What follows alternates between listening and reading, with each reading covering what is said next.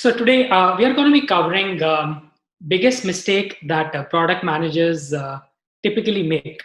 And rather than just showcasing that, hey, these are the mistakes, we are also trying to cover how could these mistakes be avoided. So my name is Rocky. I have been doing product management for around 18 years. I have worked for both Fortune 500 and startups, and I have led product revenue till $2 billion. And my net promoter score of products has been around 90 plus. Apart from that, my products have also been featured on NBC TV News, and I speak at 4 global conferences every year. So there is no right or wrong answer for this. What I'm trying to do over here is I'm actually summarizing the hundreds of interviews that I've actually taken of product managers, or the product managers that I've managed over these 18 years. This is the summation of what it is actually coming to. So the biggest mistake that at least I have found that product managers make is they fall for shiny objects.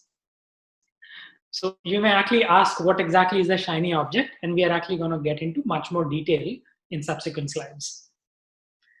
So in a nutshell, we are going to be covering 3 things today. What is a shiny object? Why do product managers fall for the so-called shiny objects? And how to actually avoid this trap. So what, why, and how.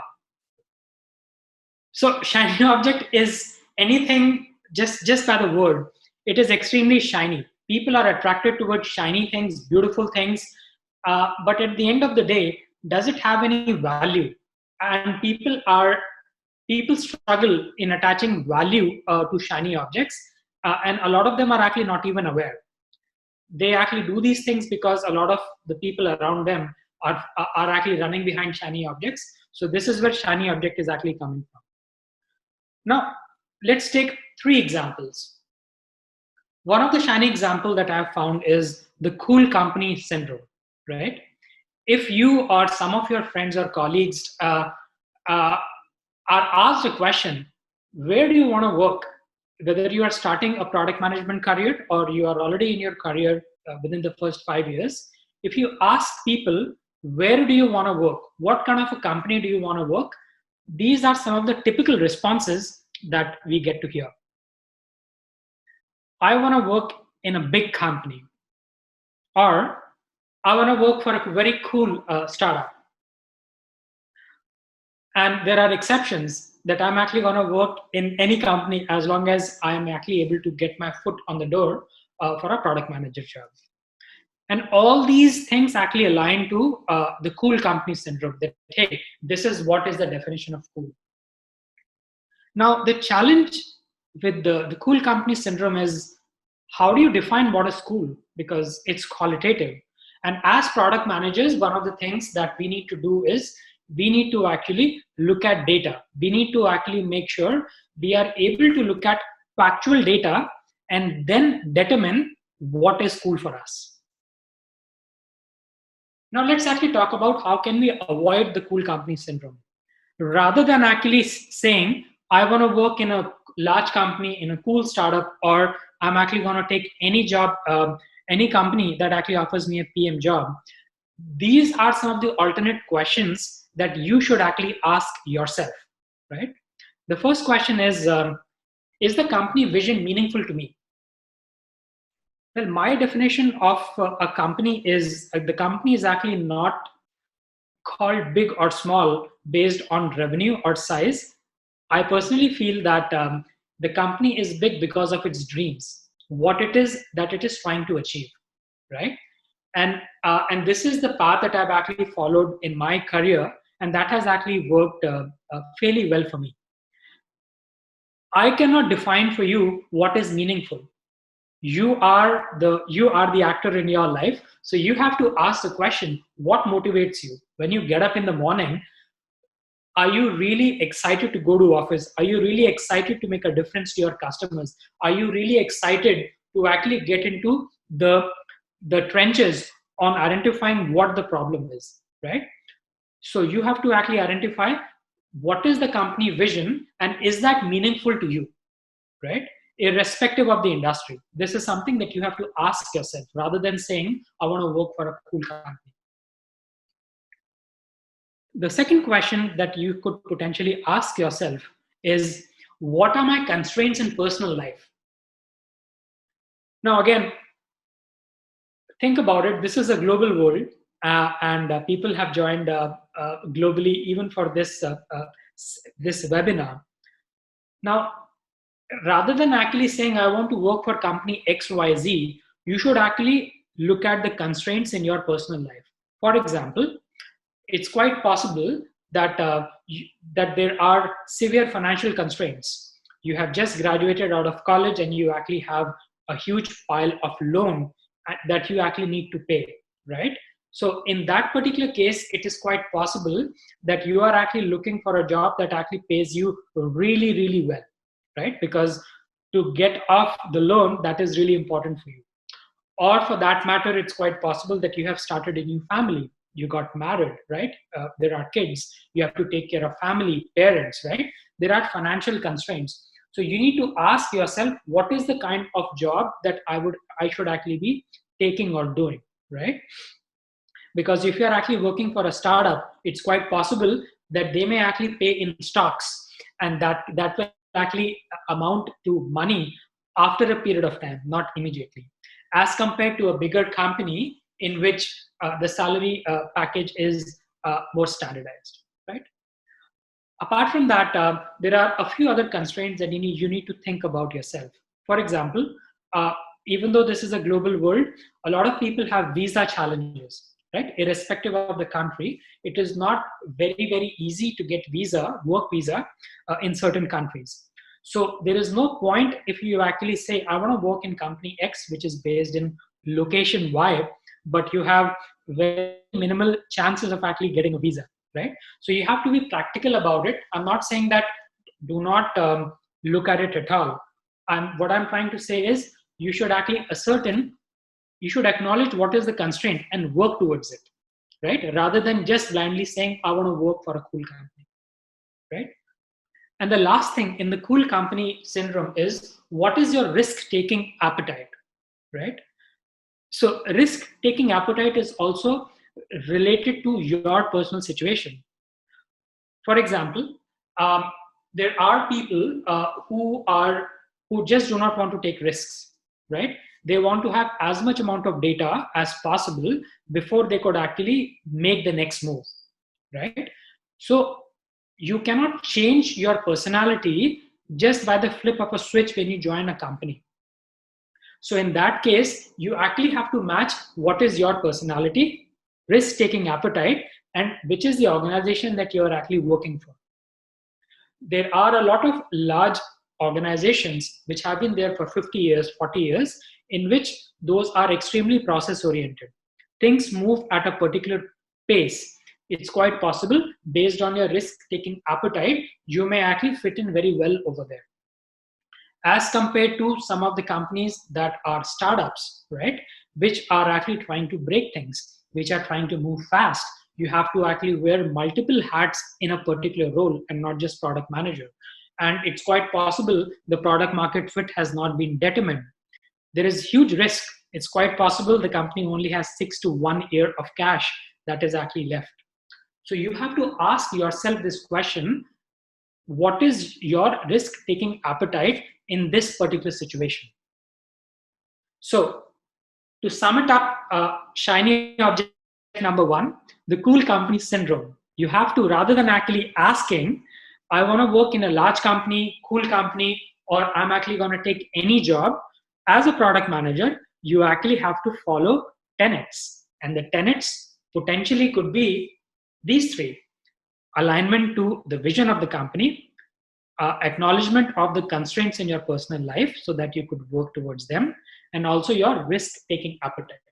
Because please understand that when you are trying to look for a job, or when you are actually experienced, I can very well imagine that, hey, people may be under a little bit of pressure that, hey, there is competition, you are actually trying to get a job, but at the same time, you have to be truthful to the customer as well, whichever organization that you are actually joining. It is not just about getting the job, you actually have to move and grow along with the job, grow the customers, grow the vision, right? Hence, these things are very, very important. So this is shiny object number one. This is one example. And by the way, if I may actually add, you could actually give a quantitative number to each and every factor, right? So if vision of the company is really meaningful to you, you could actually use any scale. Let's say scale of 1 to 10, 1 being minimal, 10 being highest. And you are the actor in your life, so you actually decide how much weight each and every score should have. And you could actually put scores to each and every of these 3 items, and you could actually get a quantitative number at the end of the day. So rather than guts telling you, I want to work for a cool company, you could actually use facts-based data based on your aspirations and needs.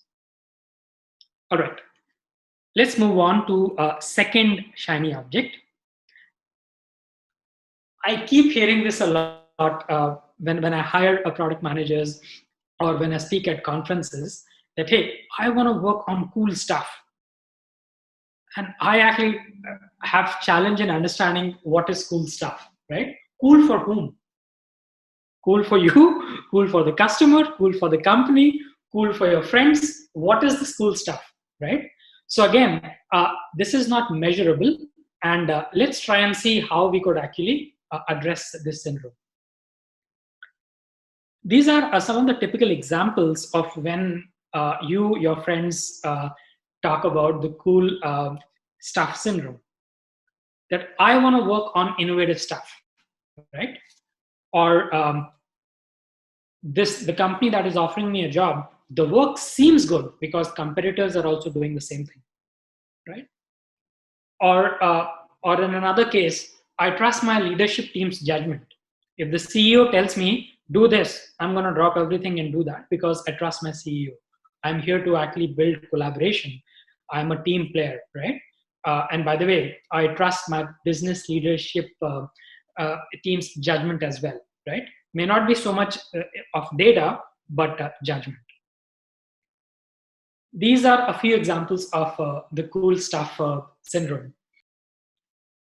Now, again, just like we did with the first shiny object, I'm trying to actually share my experience on how you could actually avoid this syndrome, or how do you actually use fact-based data to actually measure this that aligns with your life and your personal situation. This is the first thing that you should potentially ask. Rather than saying, I want to work on cool stuff, do you really know what the problem is? And let me actually repeat, do you really know what the problem is? This is a big, big challenge. You can actually learn all about product management processes. You can actually collaborate with people. You can actually have mutual understanding. You can talk to customers. But the entire cycle may actually go waste if the problem has not been identified correctly. And historically speaking, this is the place wherein people spend minimal amount of time. They do not know, a lot of people do not know what the problem is. And I'm not saying that you should actually spend 6 months or 1 year trying to ascertain the problem. It should be a learning process. You should actually make attempts to identify the problem by both quantitative as well as quantitative ways. I'm going to give you an example from my personal life.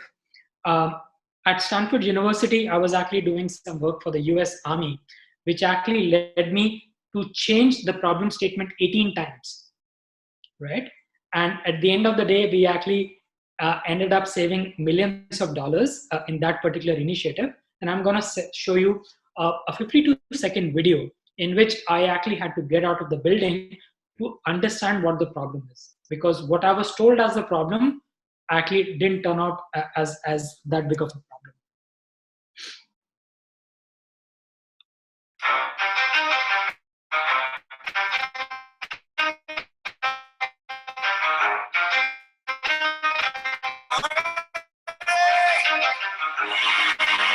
Let's go. Yeah. For those of you that want to know what we're all about. It's like this, yo. This is 10% luck, 20% skill, 15% concentrated power of will, 5% pleasure, 50% pain, 100% reason to remember the name. He doesn't need his name up in lights, he just wants to be heard, whether it's the beat of the mic. He feels so unlike everybody else, alone, in spite of the fact that some people still think that they know. He knows the code. It's not about the salary, it's all about reality and making some noise, making a story, making sure his click stays up. That means. All right. So the whole point over here is it is very, very important to actually nail down the problem statement. When you actually join any company, because this is something that happened with me as well. I did not know much about the US Army Department of Defense, right? And on my day one, we were actually told this is the problem and you need to actually build a cool solution because you guys are based in Silicon Valley and that's why we are actually over here, right? And that was our biggest mistake. And we actually ended up going down the rabbit hole for the first 2 or 3 days, and then it didn't make sense at all. This is where I had to get out of the building, talk to people, and the suit that I was actually wearing, it was actually about not to build a cool gadget, but trying to understand onto the headspace of the user, how to actually, to understand what the problem is, right? So rather than focusing on cool gadgets or cool stuff, the thing that you should actually be asking is, do you really know what the problem is? And is this really going to make a good impact on your customer, on your company, on the society?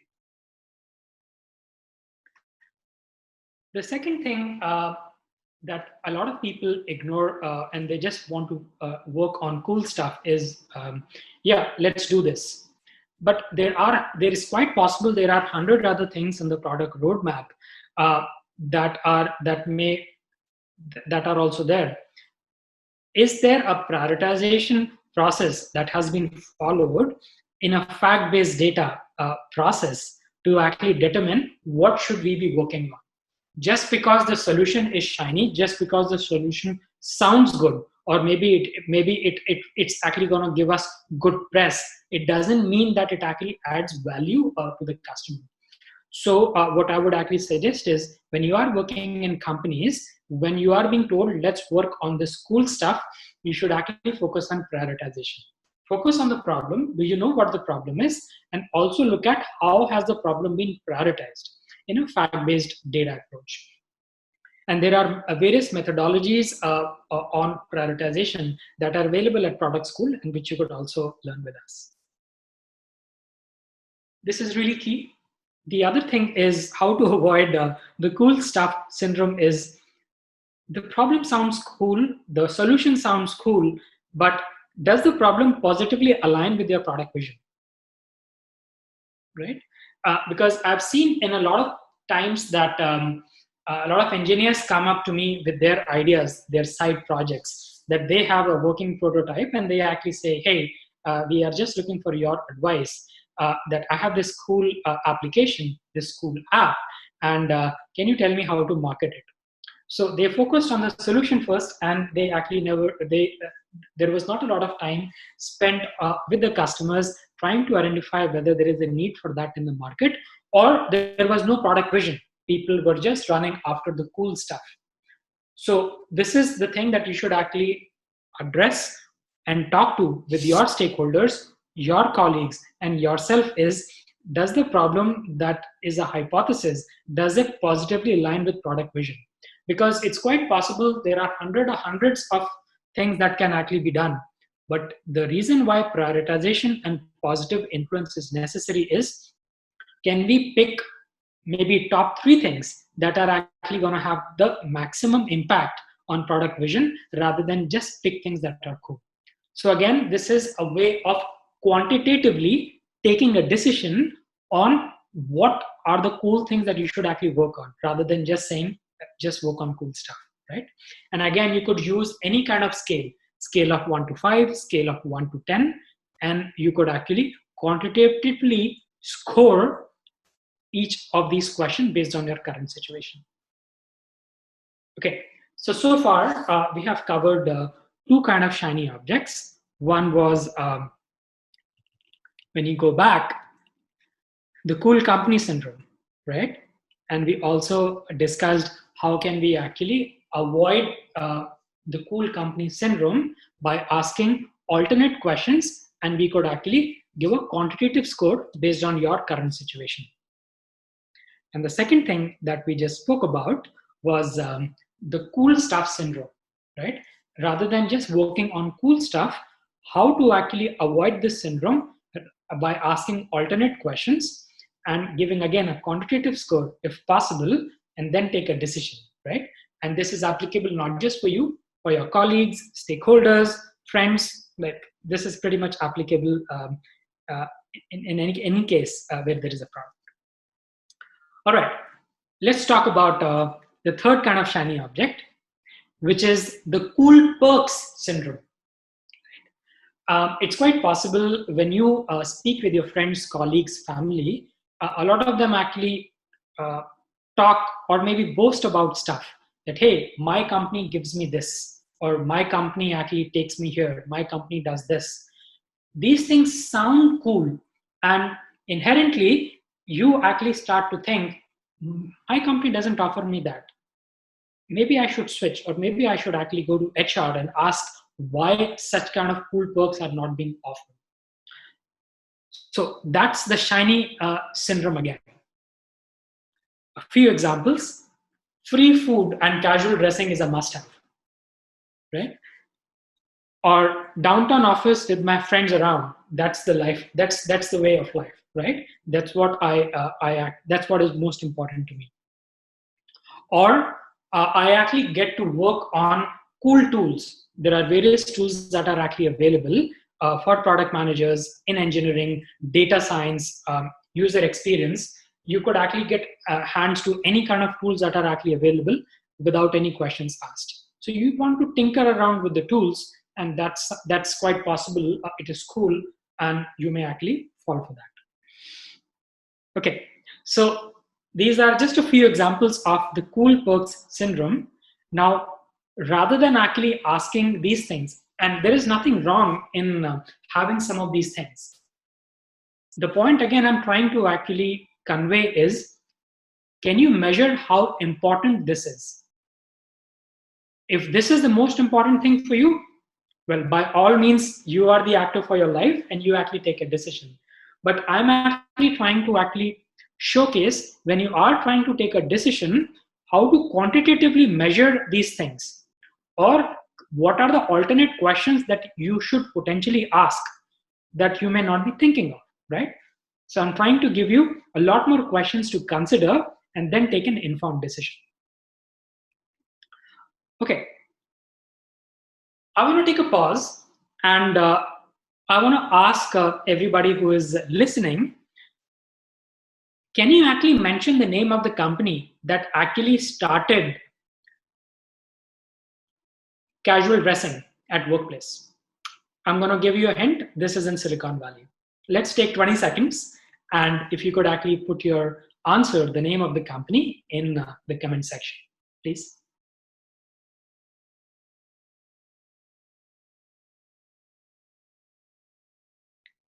All right. So the name of the company is Intel. And this was institutionalized via Andy Grove, who is one of the greatest CEOs that we have had. Now, the challenge with most companies is they are trying to copy the end result, which is, casual dressing.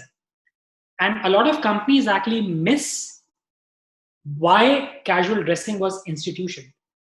The reason why casual dressing was actually brought into Intel was, at one point in time, people who were wearing the expensive suits, who were not talking to a lot of customers, they were the ones who had a say in decision making.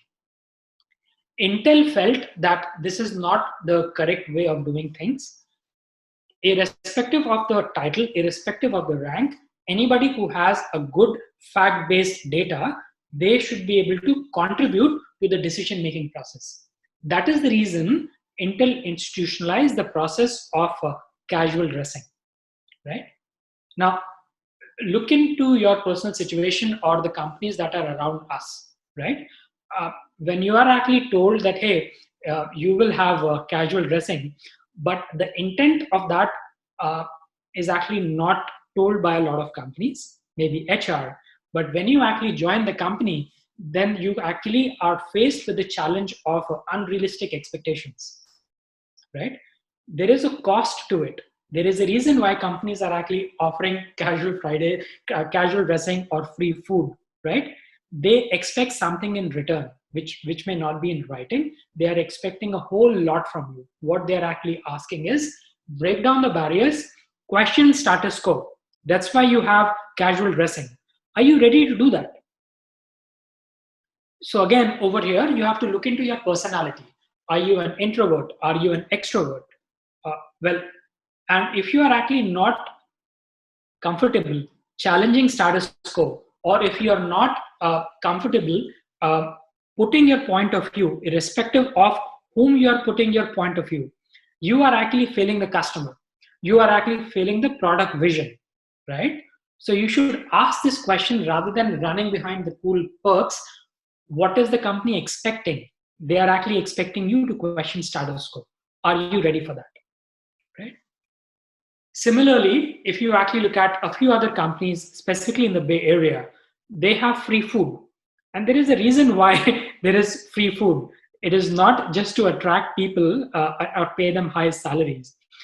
It is to actually make sure that when they are at work, they are actually fully dedicated to work. They don't have to work about non-productive things. Well, intake of food is actually good for health, but at the same time, the company is trying to take care of that so that you could actually put a lot of time and attention on the product mission, what matters to the company most, right?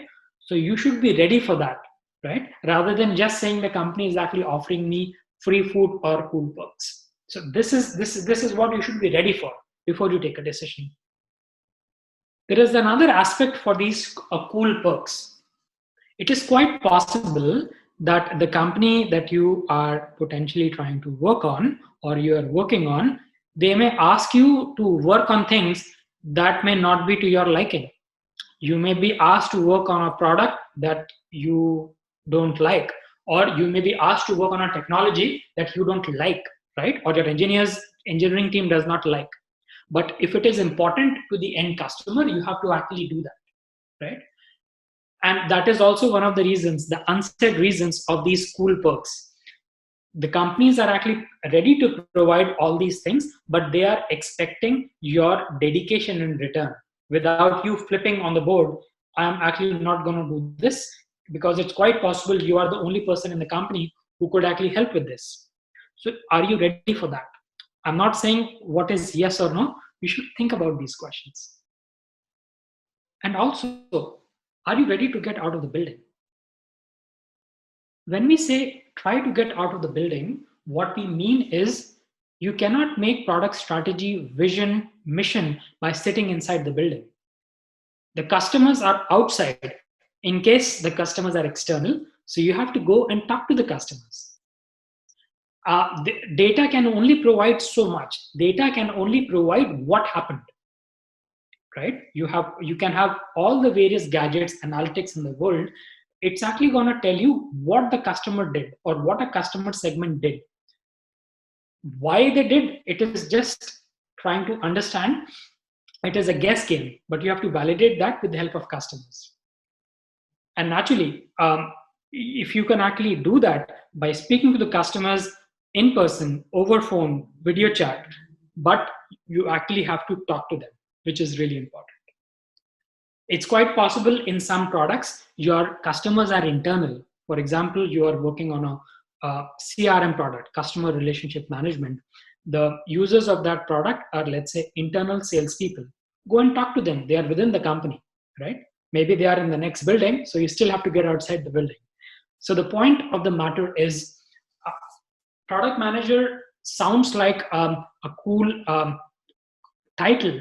It's a great role, but it comes with a lot of responsibility. You should be ready for that. There is a reason why companies are offering you these perks. Are you ready to consider some of these things, right? So it's, again, let me tell you again that there is no good, right or wrong answer in actually wanting these perks.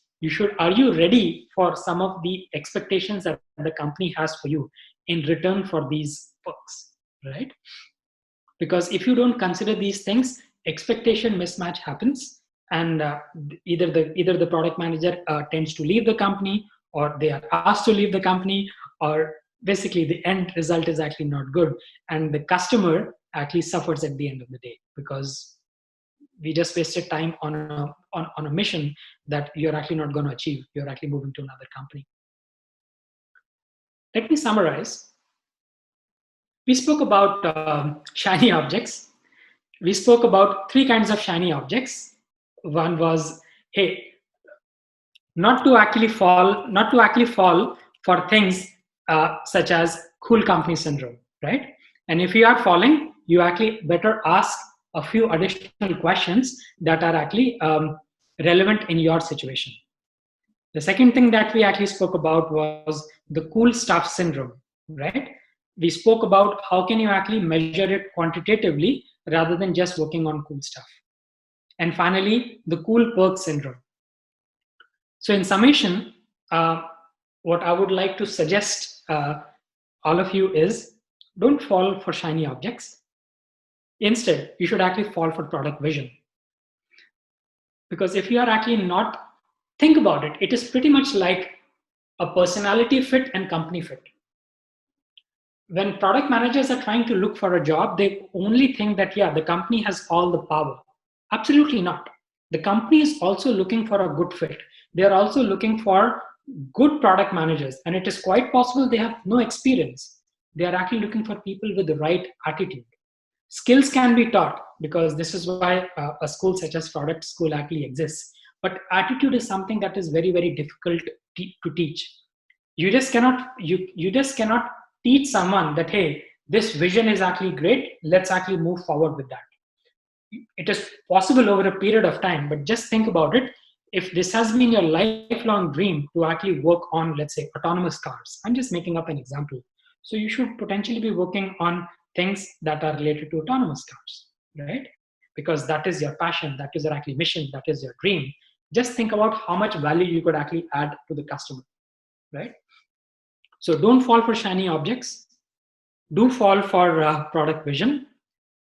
And when you do fall for product vision, you actually end up building meaningful products, right? And here I'm actually going to use the word rise to build meaningful products, because when you are actually really aligned and passionate about the product, vision, the customer, the problem, your stakeholders, the community, you are building meaningful products. And again, I'm not going to define what is meaningful. There are all sorts of products that are actually out there. I personally find some of them adding not a lot of value, but they generate a lot of money. There are takers for that. So you are the actor in your life. You as a person need to decide quantitatively what matters most to you and why. Thank you.